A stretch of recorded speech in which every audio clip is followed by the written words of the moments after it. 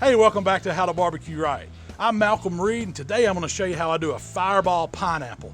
Now, I was at the National Barbecue Association convention last week, and my friends Greg and Christina Garbo were there with their rockin' Rotisserie. They have a mobile Brazilian churrasco that they set up for events up in Chicago, and it is awesome. They were spinning all kinds of meat, sausages, but the one thing that stood out to me were these fireball pineapples, and Greg told me how he done it, so I want to try to duplicate that today. Let's get cooking. So we're starting out with 2 whole pineapples, and I'm just going to remove the top and the bottom so it'll sit flat on the cutting board, and then you just want to use your knife and cut the peel off. You want to be sure to get right behind the eyes because you don't want those eyes on the outside of the pineapple.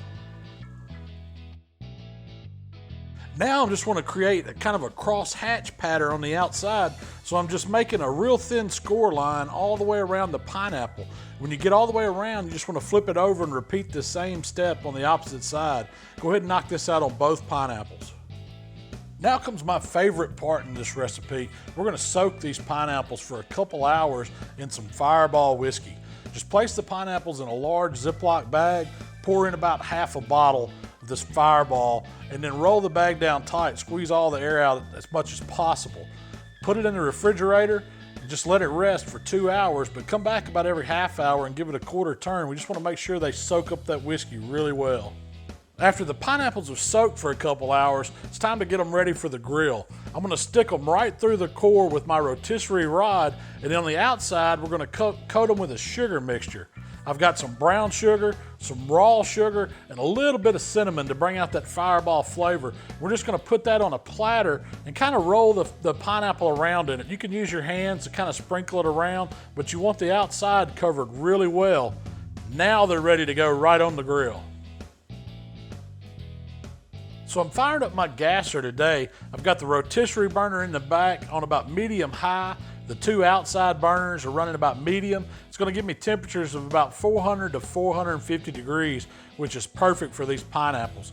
Just get the rotisserie rod in place, and hey, you can do this on any rotisserie grill. It'll work just the same on charcoal as it does a gas grill. We want these pineapples to cook for about an hour. About halfway through, we're going to sprinkle on a little more of that brown sugar mixture because the outsides are going to start to dry, but that sugar will caramelize down. It's going to make them golden. They're going to look beautiful, and they're going to be delicious when we cut into them.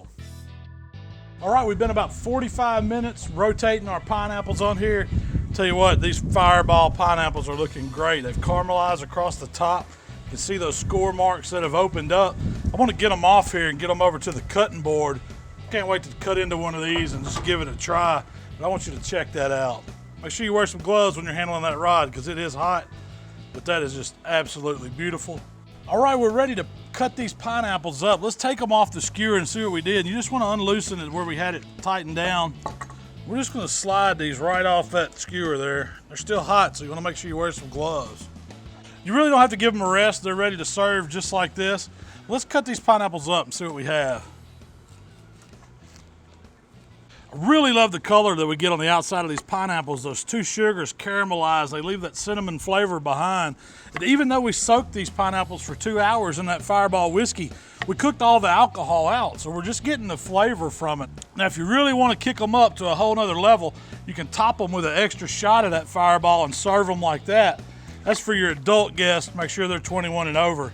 But I like them just like this. You see how easy they cut up? Now, normally when I'd serve them, or the way Christina and Greg did, they would take these and they would just half the slices. You got a perfect size serving.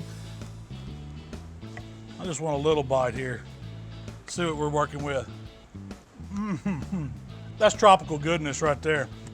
Sweet, ton of pineapple flavor, but you're getting that caramel flavor from the sugars. You're getting that cinnamon through it. It's truly an awesome, awesome accompaniment. I know it's a lot of work. Probably wouldn't want to do this by itself, but with some pork, with some beef, it's really going to add to your barbecue when you're cooking for your friends or your family.